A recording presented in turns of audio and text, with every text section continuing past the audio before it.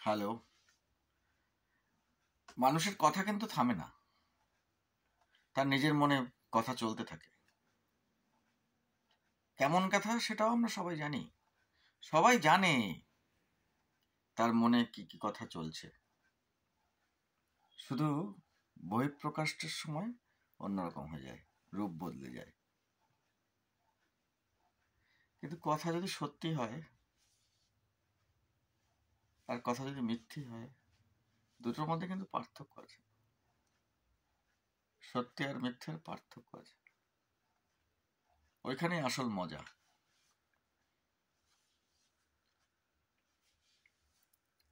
কেউ মিথ্যে বলার জন্য কথা বলে, কেউ সত্য বলার জন্য কথা বলে।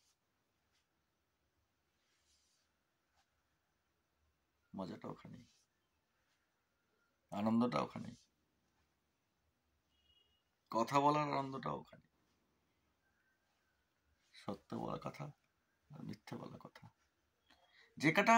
যে কাজটা আমি পারিনি, করতে পারিনি, আমার ক্ষমতা নেই, আমার দ্বারা হবে না, আমি ওটা মেনে নিতে পারবো না, আমি ওটা করিনি, আমি ওটা করছি না, আমার দ্বারা এটা হবে না, মেনে নিতে ক্ষতি কি? ক্ষতি নেই। এটাই গন্ডগোলের। মানুষ শুনতে চায় না, মানুষ নিজের মতন করে শুনতে চায়। সেটা তো সম্ভব নয়। নিজের মতন করে তো মানুষ, অন্যের মতন করে তো কথা বলা যায় না। যেমন সব কথা নিজের মতন বলা যায় না, তেমনই সব কথা অন্যের জন্য অন্যের মতন করেও বলা যায় না। একটা ব্যালেন্স করতে হয়, আর না হলে থাকলো কথা ওপারে, থাকলো কথা এপারে, চললো। তো enjoy right words at right time with right mind. আমার এটা দরকার। পরিষ্কার বললে ক্ষতি কি? হবে না, মেনটেন হবে না। পরিষ্কার পরিষ্কার কথা বলাটা খুব ভালো। ভাই আমার হচ্ছে না, যেমন আমি সেল করতে গিয়ে, না আমার এটা পছন্দ না, কি করা যাবে? না আমার অন্য কোয়ালিটি লাগবে, কোনো অসুবিধা আছে? না আমার ডিজাইনটা অন্য লাগবে, অসুবিধা আছে? না আমার এটার কোয়ালিটিটা ভাল লাগছে না, আমার টেক্সচারটা মোটা লাগবে, অসুবিধা আছে? তো যেরকম জীবনটাও এই, এখন তো আরো অনেক কিছু শুরু হয়ে গেছে। নিজের ফেস বদলে ফেলে মানুষ, রূপ বদলে ফেলে, জেন্ডার বদলে ফেলে।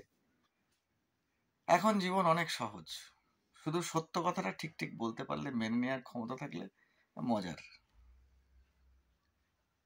হারও মেনে নিতে হবে, জিতও মেনে নিতে হবে, এবং কি কারণে হার আর কি কারণে জিত, কোথায় হারবো কোথায় জিতবো, সব পরিষ্কার। এটা বুঝতে পারলে খুব মজার, বেশ মজার। ক্ষতি নেই, চলতে থাকবে কথা, শুনতে থাকুন আর বাঁচতে থাকুন। ডিজিটাল কথাবার্তা অনেক সময় সামনাসামনি বলা হয় না, অনেক কথাই বলা যাবে না, কিন্তু চেষ্টা করবেন সবাই ভালো কথা বলার, ঠিক কথা বলার। যদি ইচ্ছে না হয় ঠিক কথা বলার, তাও মেনে নিন, না আমি এটা ভুল বলেছি, ক্ষতি কি? আমার ভুলটাকেই মেনে নিতে হবে, তাহলেও বোঝা যায়, অন্য একটা জিনিস বোঝা যায়।